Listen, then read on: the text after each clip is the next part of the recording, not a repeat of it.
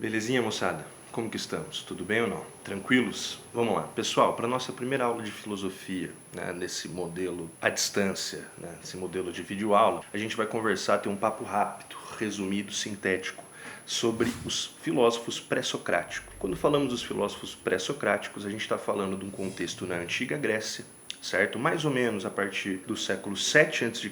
Interessante a gente reconhecer nesse momento. E quando a gente fala de pré-socrático, não estamos falando meramente de filósofos que vieram antes de Sócrates, tá? Porque alguns desses que acabam estando incluídos nos pré-socráticos, eles foram contemporâneos a Sócrates, tá? Qual que é o lance? É que é um tipo de filosofia que vinha sendo feito que era muito diferente da especulação filosófica que Sócrates vai propor mais para frente. Por isso que Sócrates, apesar de não ser o primeiro filósofo, foi aquele que acabou sendo reconhecido, pelo conhecimento ocidental como o pai da filosofia do Ocidente. Tudo bem? Então aqui a gente fala dos pré-socráticos porque todos esses caras, eles tinham ali alguns elementos na sua filosofia que eram comuns, que era uma preocupação comum. Então o que está acontecendo na antiga Grécia nesse momento, pessoal? Basicamente, essa rapaziada vai começar a querer passar de um sistema de cosmogonia, o fato da galera na Grécia naquele momento dar a resposta sobre a vida, sobre a origem do universo através dos mitos. Então esses caras estão propondo uma passagem da cosmogonia para a cosmologia,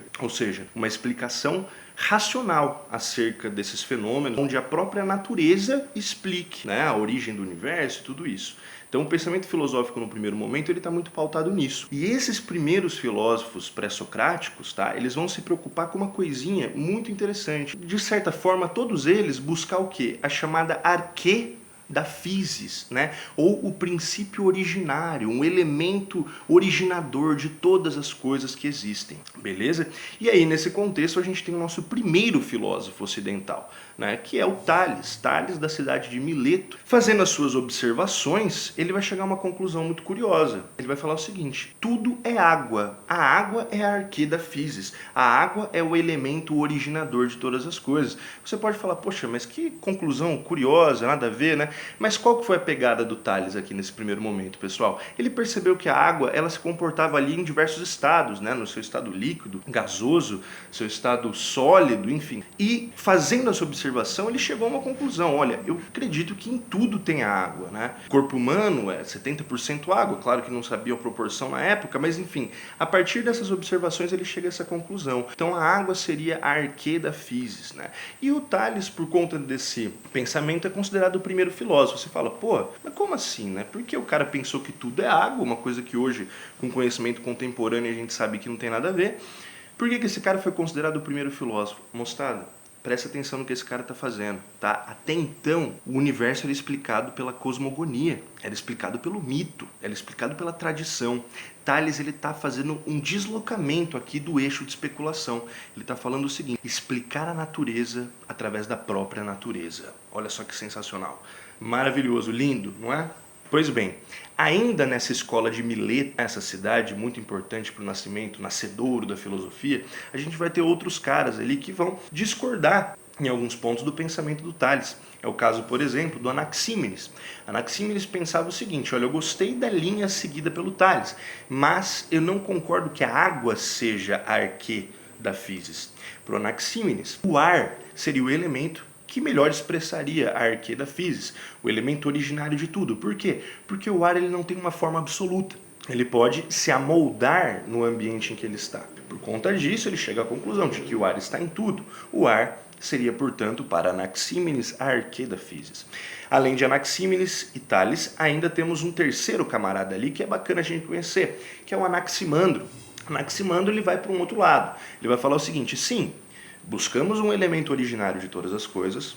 Sim, esse elemento está na natureza, mas nós não conhecemos esse elemento. Esse elemento é o apeiron, o desconhecido, e ele pode adquirir variadas formas. O apeiron é indeterminado. E assim a gente completa a tríade de Mileto. Bom, pessoal, seguindo, depois ali dessa tríade de Mileto, é importante a gente destacar os chamados filósofos pitagóricos, instruídos por um camarada chamado Pitágoras de Samos. Pitágoras de Samos ele tinha uma outra visão da coisa. Ele falava o seguinte: os números eles não são simplesmente símbolos que nós utilizamos, mas eles podem ser usados para representar tudo que existe na natureza. Toda a origem do universo, na verdade, obedece uma certa lógica matemática. A matemática está em tudo e nós podemos, através de números, categorizar tudo que existe na natureza. Beleza? Então, os filósofos ali pitagóricos, eles vão ter essa perspectiva de pensamento. Depois dos pitagóricos, moçada, a gente vai entrar num ponto delicado, um pouco mais complicado, que é o debate ontológico da coisa, com dois camaradas importantes para nós. O primeiro é um cara chamado Parmênides de Eleia, Parmênides da cidade de Eleia, e um outro que é o Heráclito de Éfeso. Esses dois caras, eles estão preocupados com o que a filosofia chamou de ontologia. Ontologia nada mais é, tá?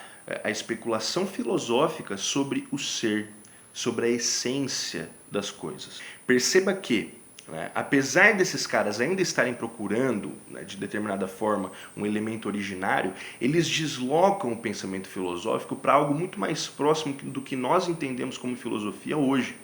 Certo? Essa discussão sobre essência, sobre o ser das coisas e por aí vai. O Heráclito de Éfeso, ele falava o seguinte: o ser, ele é marcado pelo devir. O que seria o devir? O devir é o constante vir a ser, é a constante transformação das coisas. Então tudo na natureza passa por um processo de transformação. E esse processo de transformação, esse devir, rege a physis. É ele quem rege o universo. Certo? Então, por exemplo, o Heráclito de Éfeso, ele vai falar o seguinte, a frase clássica dele, né? Não é possível que um homem se banhe 2 vezes no mesmo rio. Porque num segundo momento em que esse homem for se banhar em um rio, ele já é uma outra pessoa, com outros pensamentos, com outras preocupações, com uma outra feição física. E as águas do rio já são outras também do que aquelas em que esse camarada se banhou outrora. Percebe? Não é possível a mesma coisa acontecer 2 vezes, porque o mundo é o devir. A physis é regida por essa constante transformação de tudo. E na verdade o que rege isso é um constante choque de opostos, né? Então, onde nós temos vida, posteriormente teremos morte. Onde nós temos saúde, posteriormente temos a doença. Onde tem o dia, posteriormente você terá a noite. Esse choque de contrários, esse choque de opostos que rege a natureza como nós a conhecemos. Belezinha até aqui? E ele vai falar que esse movimento, ele vai chamar de fogo primordial. Fogo primordial, portanto, é esse movimento do logos, da razão, da lógica, né, que faz o nosso mundo se comportar de acordo com o devir. Belezinha até aqui? Tranquilo? Isso para ele é o que rege a física. Maravilha. O outro camarada, querido Parmênides de Eleia, ele vai discordar num certo ponto dessa colocação do Heráclito. Porque para o Parmênides de Eleia, não é possível nós falarmos na transformação dos seres. Para ele, o ser é. E o não ser não é. A essência das coisas é imutável, a essência das coisas é eterna, a essência das coisas não apresenta alteração. Okay? O ser é e o não ser não é. Não podemos pensar no nada, certo? Porque o nada, ele não existe. Então tudo que compõe o nosso pensamento, a nossa mente, tudo que existe na natureza é pura e simplesmente. E esse ser é imutável, esse ser é eterno. Ele não acredita, portanto, nessas transformações da physis que o Heráclito coloca para nós. Beleza?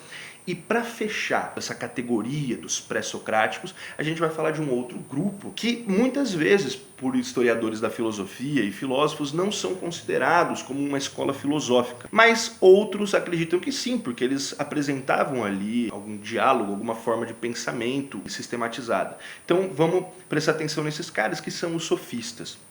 Muita atenção. Sócrates odiava os sofistas. Quem que eram os sofistas? Que o Sócrates não queria ver pintado de ouro na frente dele. Sabe? Nesse momento aqui, a gente já está mais ou menos no século V a.C., por aí, ali no contexto da Antiga Grécia, no contexto já do período arcaico, passando para o clássico, momento de fermentação das polis gregas, Atenas, com a sua discussão política, seus debates na ágora, a democracia sendo construída ali. Nesse sentido, nós temos os sofistas que vão tomar esse cenário. Por quê? Com o crescimento da democracia, com a participação do cidadão ateniense no debate político e tal, criou-se a necessidade de argumentação.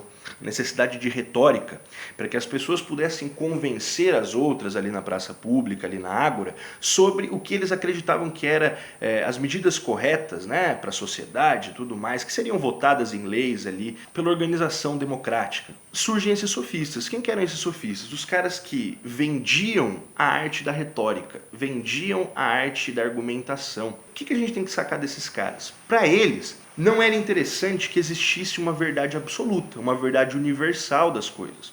Por quê? Porque se existe uma verdade universal, você não vai conseguir moldar a argumentação a todas as ideias diferentes e distintas que podem aparecer ali como requerimento daqueles que estão procurando o serviço desse sofista. Então, eles acreditavam na ideia de que não existe uma verdade absoluta e que, na verdade, a gente vive num subjetivismo extremo, né? O primeiro cara que a gente tem que citar é o Protágoras. Protágoras, ele deixava muito claro, não existe uma verdade absoluta, pois, afinal de contas, o homem é a medida de todas as coisas, né? Então a gente mede a verdade a partir do indivíduo. E essa verdade ela pode se alterar, né, em relação ao que é verdade para mim, pode não ser para você e vice-versa. Então a gente tem um relativismo moral e um relativismo do conhecimento também. E o outro camarada que você não pode deixar de lembrar é o Górgias, certo? Górgias de Leontino, que ele falava o seguinte: não existe virtude, não existe bem e mal, tudo isso é construído, não existe ser realmente. Olha só o que o cara vai falar, não existe o ser. Olha a diferença aqui, né? Por exemplo, para o Parmênides de Geleia e tal. Olha, não existe o ser.